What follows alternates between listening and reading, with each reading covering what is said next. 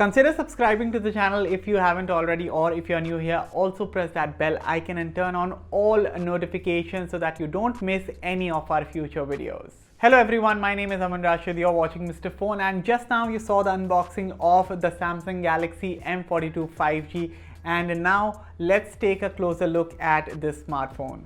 So this is the Prism Dot black color of the Galaxy M42 5G, and this phone also comes in a Prism Dot grey color as well. And right off the bat, I have to say that despite featuring a huge 5000 mAh battery under the hood and a large display at the front, I think the ergonomics on this phone are great, and this phone is actually quite handy. Now the main highlight of this smartphone is 5G thanks to the Snapdragon 750G SoC under the hood. So the M42 supports 4 5G bands in India, and for perspective, the OnePlus Nord only supports one 5G band in the country. Also, this is Samsung's most affordable 5G smartphone and the first one under 25,000 rupees if I'm not wrong. So there are two variants on offer. The 6GB RAM version is priced at about 22,000 rupees and the 8GB RAM version is priced at about 24,000 rupees. Both variants come with 128GB of storage. And just by the way, this is not the final price. I mean, if you see it on Amazon, you can apply a discount coupon at checkout, which further brings the price down by 2,000 rupees. And beyond that, if you apply for bank offers and discounts, the price is gonna go further down. So if you're thinking of purchasing the Galaxy M42 5G, undoubtedly there's a lot of value that you're getting over here. Moving on, in terms of design, you get a plastic build on the M42 5G, and I'm not sure how many people would appreciate the glossy design. For me, I think it is okay, and I actually kind of like this two-tone sort of a finish at the back. Reminds me of old Google Pixel smartphones.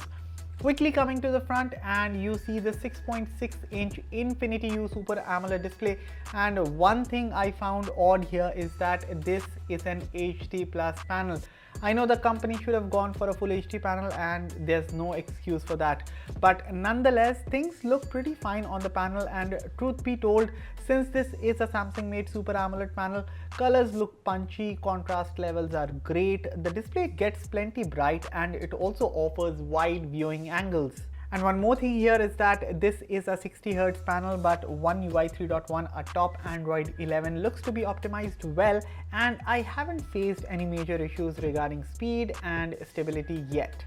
Now coming to the security features, well, this phone comes with Samsung Knox, which I think is great. It also comes with Samsung Pay, which means NFC is there, and making digital payments with your phone shouldn't be a problem. You're also getting an optical in-display fingerprint sensor for authentication, and while its accuracy is great, the speed of unlocking is not the fastest. In terms of ports and buttons, the power and volume buttons are on the right, and they offer good tactile feedback. At the top are the noise cancelling mic and the earpiece. On the left is the SIM tray, and this phone comes with a hybrid SIM slot, which means you can expand the storage on this phone, and that's available to up to 1 TB. Finally, at the bottom we see the headphone jack, very good to see that, and a USB Type-C port, the primary mic, and a single bottom firing speaker. So lastly, as for the cameras, at the rear you are getting a 48 megapixel main camera, an 8 megapixel ultra wide angle camera, and a couple of 5 megapixel macro and depth cameras. At the front, there's a 20 megapixel selfie snapper situated in the notch. So here are a couple of photo samples that I took in my brief time with the device. Of course, I will be covering this phone in detail, so stay tuned for the full review coming out very soon. In terms of camera features, the usual stuff that you get with One UI is all present here, such as Pro Mode, AR Doodle, Panorama, Super Slow-Mo, etc. On the extreme left, Single Take is also present. Now quickly checking the video recording settings, and you can shoot up to 4K 30fps videos from the rear camera. As for the front camera, the phone can only shoot up to 1080p 30fps videos. And that was your first look at the latest Samsung Galaxy M42 5G. So guys, what do you think about the smartphone, especially what do you think about the pricing? Let me know everything in the comments below, and as always, thanks a lot for watching, and for all the latest in tech, stay tuned to Mr. Phone. See you guys in the next one.